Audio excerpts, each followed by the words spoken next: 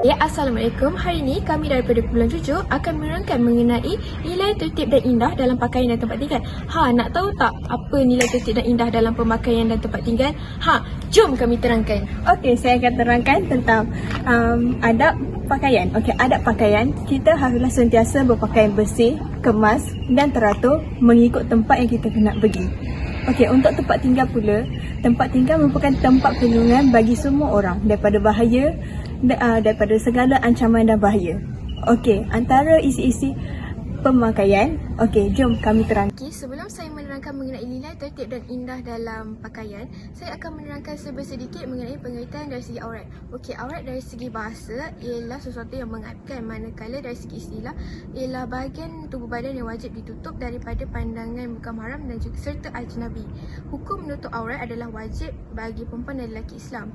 Okey, seterusnya antara sebab-sebab wajib menutup aurat bagi lelaki dan perempuan Islam ialah untuk menghindarkan diri daripada terjerumus kepada perbuatan zina, untuk menggambarkan bahawa orang Islam sangat patuh dan taat kepada perintah Allah, serta untuk membezakan kepribadian orang Islam dan juga orang bukan Islam. Anda nak tahu apa ciri-ciri pakaian perempuan menurut Islam? Jom saya tunjukkan. Okey, pakaian mestilah menutup aurat, sopan, longgar, kemas, bersih. Tudung mestilah menutupi dada, pemakaian handsome dan stokin. Dan perempuan Islam juga tidak boleh menyerupai pemakaian seperti lelaki dan juga tidak boleh menyerupai pemakaian seperti agama lain.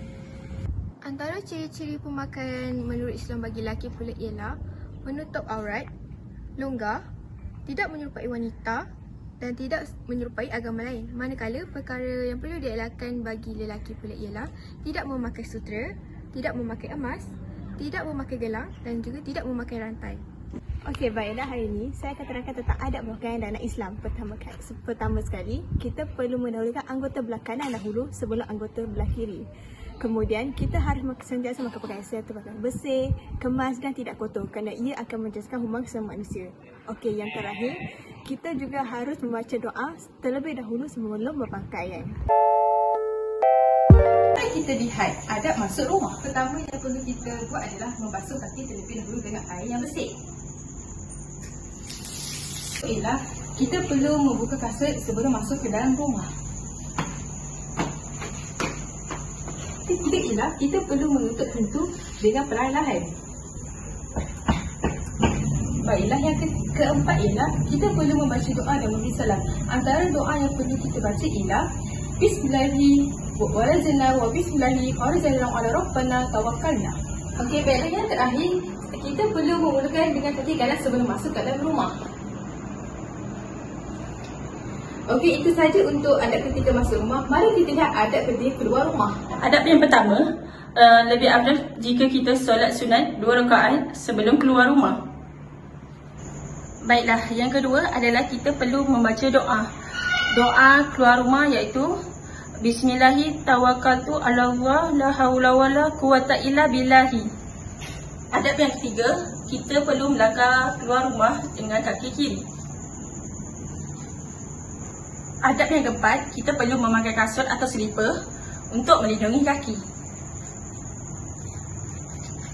Adab yang terakhir, kita perlu menutup dan mengunci pintu ketika keluar daripada rumah.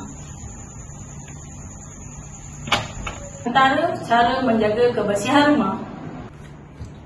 Baiklah, yang pertama, kita perlu mengemas barang selepas digunakan. Baiklah, yang kedua, kita perlu membersihkan tempat tidur setelah kita bangun daripada tidur.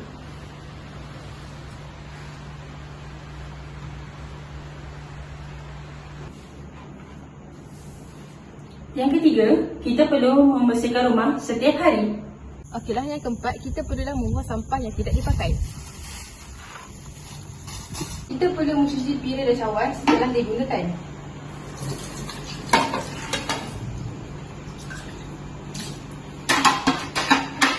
Kita perlulah membuat jadual untuk membersihkan rumah.